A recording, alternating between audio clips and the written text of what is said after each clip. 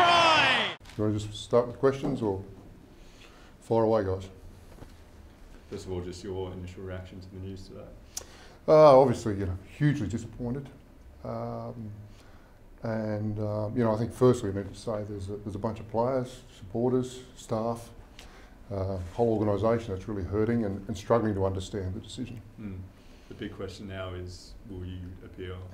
Yeah, look, definitely. We're absolutely convinced that this is the wrong decision, and we'll be taking every possible means to ensure that we turn this decision around.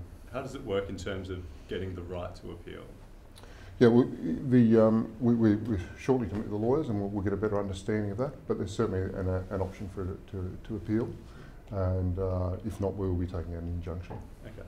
Mark, in your voice, there's a quiver, it's a lot of emotion, obviously, for you as well as...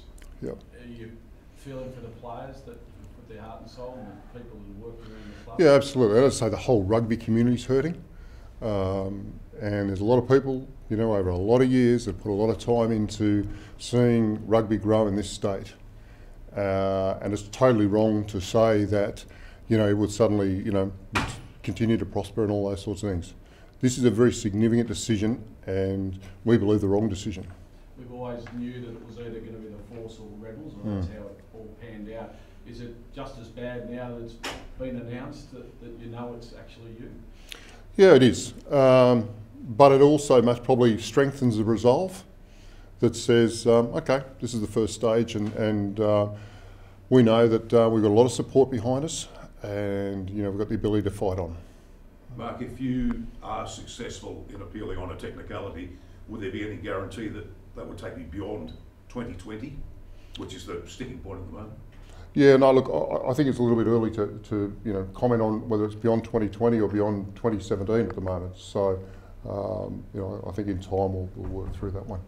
So if you can't appeal, you go through an injunction. How does that affect the whole process from there? Well, the injunction is designed around taking any further action until the appeal is heard, and we're absolutely committed that that's what will happen if we need to do that. Yeah. But if they say no to the appeal, can you still go? Well, the injunction is the first part of that process. Okay. So can you explain, the next step for you? The Supreme Court's been mentioned, etc. Yeah. So, look, if you don't mind, I mean, we are meeting this afternoon with our legal team, and those steps will be outlined at that point. But it's my understanding that we're getting the injunction ready to fire. When will you lodge that? As soon as we possibly can. So probably early next week? Yeah, if not today. I mean, court action doesn't come cheap. No. Can we suspect that Andrew Forrest will be backing it? Yeah, well, Mr. Forrest, Andrew's made it very clear that he's in for the long haul on this fight, and I think his own press release that you've seen confirms that. I think the boss of ARU chairperson said that Andrew came in a bit late. Is that a bit tough to say when he threw his weight behind the club? Oh, look, Andrew Forrest is committed to supporting Western Force. He's committed to supporting what the community believe very strongly in. Whether it's late or not, for me, is not the issue. I mean, I think I'm really concerned that almost the three people that have been involved in this decision have now decided to leave the ARU, and for us, that raises a lot of questions. So why do you think that is? Why have they just made the decision and left in your eyes? No, I'm not sure about why they've decided to do that, but again, we're left with a situation that one we're struggling to understand, and one that will continue to fight. Does it feel like a hit and run in a lot of senses? I don't know about hit and run because it has been going on for some time, but it certainly doesn't feel like the right decision to us, and we need to, I guess, take time to fully understand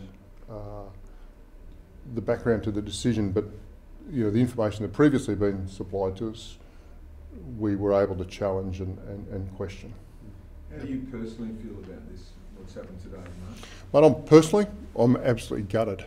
As I said, we've got a group of people that have worked very hard, from the staff, the supporters, this is, and it's not just about me in terms of my time, it goes back well before then. But people are very passionate about the sport, people are passionate about Western Australia, about our role, So, you know, I've been very touched and moved by the support of West Australians and people, rugby people all over Australia and the world who've picked up the phone and said, you know, fight on, because this isn't the right decision. And it's the parents, isn't it? The parents of the kids at home that they wanted their kid in the rugby path, they had a goal, they had a team here. They're the ones that'll be rocked the most, won't they? That's right. Yeah. And you see that on the weekends, and you see that, you know, that sort of support coming out, and you sort of, you know, from my understanding, sort of prior to the Western Force, what rugby looked like here compared to what it looks now is significantly different, and we don't want to lose that. You've got the Own the Force campaign. What do you say to those people who've already invested, not only emotionally, but also financially in the club? Yeah, no, sit tight, it's not over yet. How do you keep the playing group together? They've had this significant decision that there may not be a Force next year. How do you keep them together rather than looking for fresh opportunities? Yeah, and look, it's totally understandable that they are conscious. I mean, I think to the credit of the Australian Rugby Union, they've made it very clear that they're going to honour all of those playing contracts. But I think the activity over the next week or so will be pretty rapid, and there's no need for any immediate decisions in that regard by the players, and they're fully aware of that. You're in a tough spot, Mark, given you're the CEO, but you're employed by the RU, and now you're asking them to allow them to basically take action against your employer. Well, it's Rugby WA, so Rugby WA are the ones that are taking the action, and to be, you know, they're two separate organisations. Would you have to stand aside though in the action, or will you be part of it? No, well, I've always stood aside in that regard, and you know, I have a role with Rugby WA as well. What feedback were you given as to why you lost the arbitration?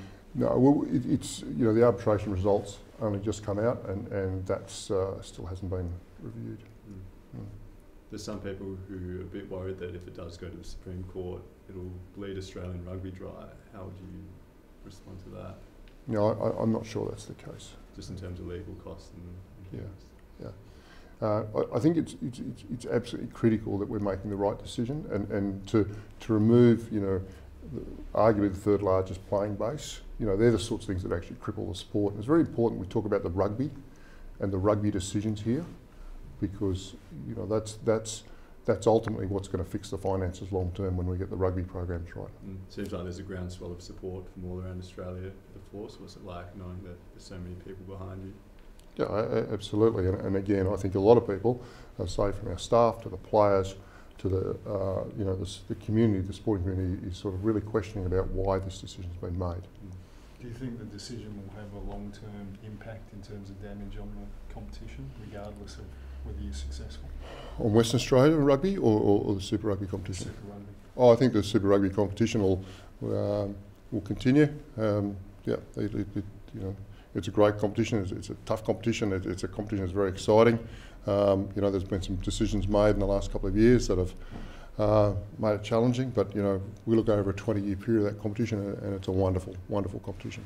But how you say that rugby in Western Australia will still continue to grow and be okay despite the Force not being there. What do you think about that? Again, I say all we can do is look at what rugby looked like prior to the Western Force being here and what it looks like now, and yeah, there's an inconsistency there. All right. Thanks, James. Cheers. Good.